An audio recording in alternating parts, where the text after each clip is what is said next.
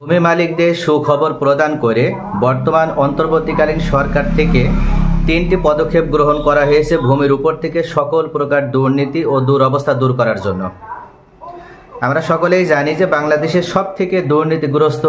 ও দুর্নীতি পরায়ণ যে ভূমি অফিসগুলো আছে তার ভিতরে ১ নম্বরে আসবে এই ভূমি অফিসগুলো।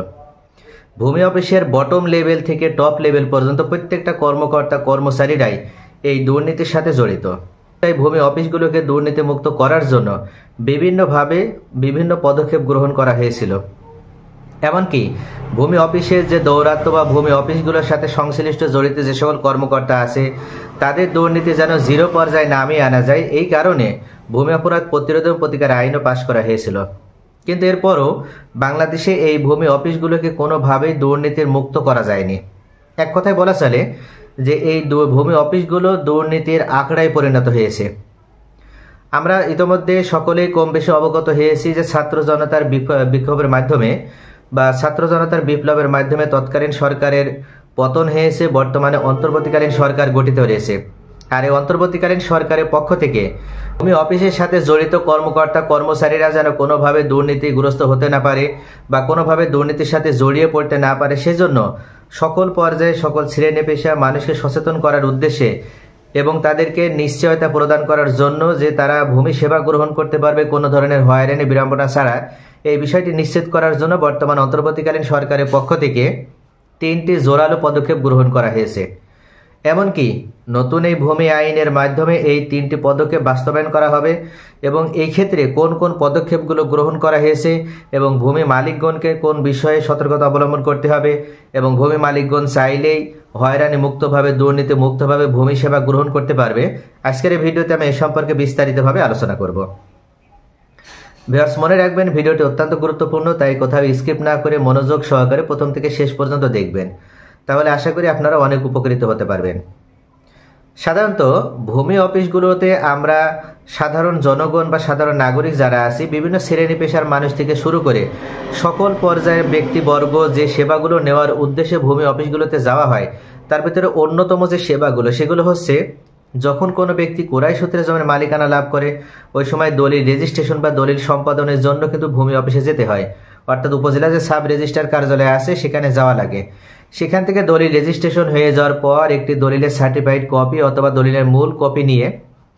ওই দলিল অনুযায়ী নামপত্তন করার জন্য বা নতুন ব্যক্তির নামে নামজারি করার জন্য আবার উপজেলা পর্যায়ে যে এসিল্যান্ড অফিস থাকে বা ভূমি সহকারী কর্মকর্তা অফিস থাকে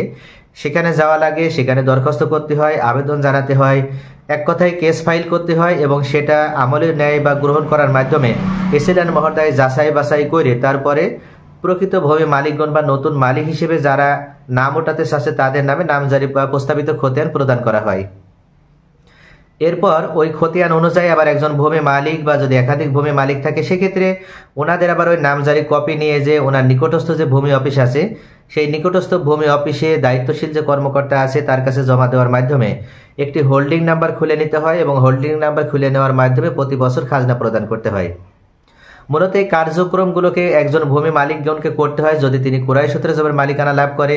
এই ক্ষেত্রে ওনাকে এই প্রসেস অবলম্বন করে প্রত্যেকটা ভূমি অফিসের সাথে যোগাযোগ করার মাধ্যমে ওনাকে এই কার্যক্রমগুলো সম্পাদন করতে হয়। কিন্তু দেখা যায় যে এই কার্যক্রমগুলো সম্পাদন করার জন্য বা এই কার্যক্রমগুলো সমাধা করার জন্য সরকারের পক্ষ থেকে একটা নির্দিষ্ট ফি বেঁধে দেওয়া হয়েছে।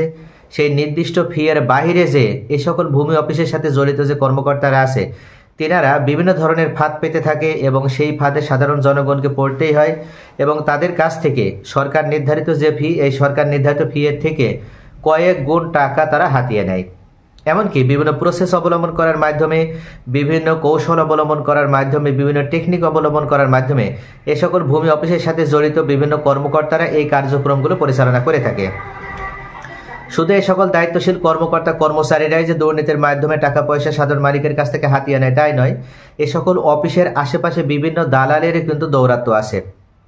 এ সকল দালালরাও সাধারণ মালিকের কাছ থেকে বা সাধারণ ভূমি মালিকের কাছ থেকে বিভিন্নভাবে তাদেরকে ভিকটিম করে ভুক্তভোগী করে নেওয়ার মাধ্যমে তাদের থেকে বাড়তি টাকা হাতিয়ে নিয়ে তাদের এই কাজগুলো সমাধান করে দেবে, এই মর্মে তারা কিন্তু তাদের কাছ থেকে অতিরিক্ত পরিমাণে টাকা হাতিয়ে নেয়। যার কারণে প্রত্যেকটা ভূমি মালিকগণকেই এই ধরনের হয়রানির ভিতরে পড়তে হয়। এমনকি প্রকৃত অর্থে জমির মালিক হওয়ার পরও একজন ভূমি মালিক আর এই ভূমি অফিসের সাথে যোগাযোগ করতে চায় না, তার বাড়তি টাকা খরচ হয়ে যাবে, তাকে বিড়ম্বনার ভিতরে পড়তে হবে, হয়রানির ভিতরে পড়তে হবে। এক কথায় সকল প্রকার এই দুরবস্থা এবং অনিয়ম থেকে দূরে থাকার জন্যই একজন সাধারণ ভূমি মালিকগণ সহজে এই ভূমি অফিসের কাছে যেতে চায় না। এই সকল বিষয় বিবেচনা করে বর্তমান সরকারের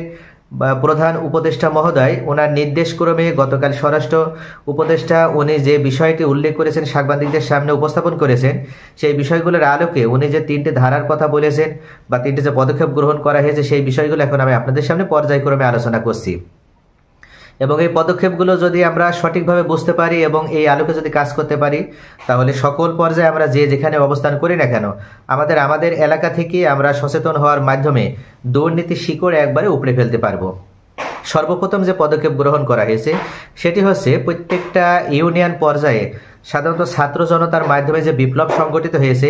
এই ছাত্র জনতা বা বৈষম্য বিরোধী যে ছাত্র আন্দোলন, এই বৈষম্য বিরোধী ছাত্র আন্দোলনের সাথে জড়িত বিভিন্ন সমন্বয় থেকে শুরু করে বিভিন্ন ছাত্রবৃন্দ যারা আছে ওনাদের সমন্বয়ে একটি কমিটি গঠন করা হয়েছে।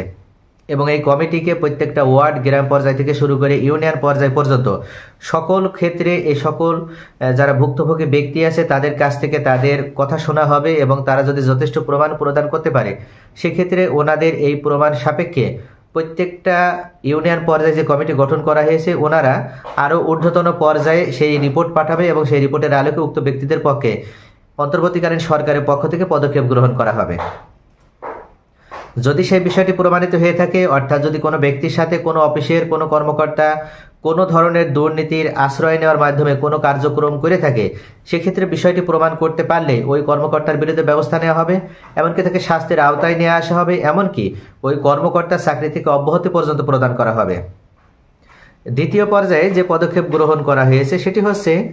যখন কোনো অঞ্চলে কোনো দুর্নীতির কথা শোনা যাবে বা কোনো ব্যক্তি দুর্নীতিগ্রস্ত, এই বিষয়টি যদি আমরা জানতে পারি বা কোনো ব্যক্তির সাথে এই ধরনের কার্যক্রম করা হয়েছে, কোনো ভূমি অফিসের কর্মকর্তা, সেটা স্থানীয় ভূমি অফিস হতে পারে, পৌর ভূমি অফিস হতে পারে,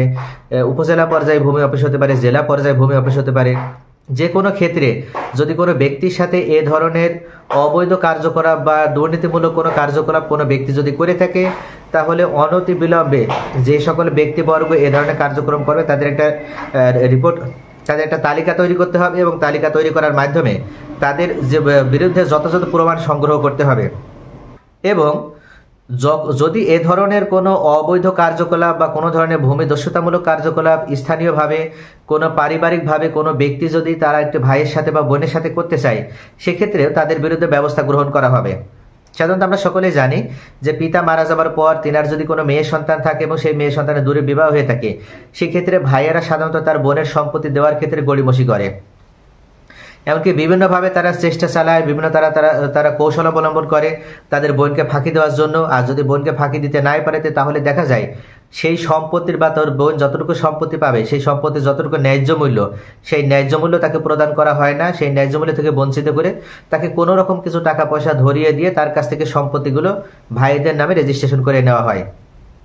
এই বিষয়গুলো অত্যন্ত গুরুত্বের সাথে বিবেচনা করা হচ্ছে এবং কোনো ব্যক্তি যদি এভাবে পারিবারিক ভূমিদস্যুদের দ্বারা যদি কোনোভাবে ভিকটিম হয়ে থাকে বা প্রতারিত হয়ে থাকে, তাহলে বর্তমান অন্তর্বর্তীকালীন যে সরকার গঠিত হয়েছে এই সরকারের কাছে আপনারা চাইলে আপনাদের সাথে যে প্রতারণা করা হয়েছে, আপনার সাথে যে খারাপ কাজটি করা হয়েছে, আপনি অবশ্যই সেই বিষয়টি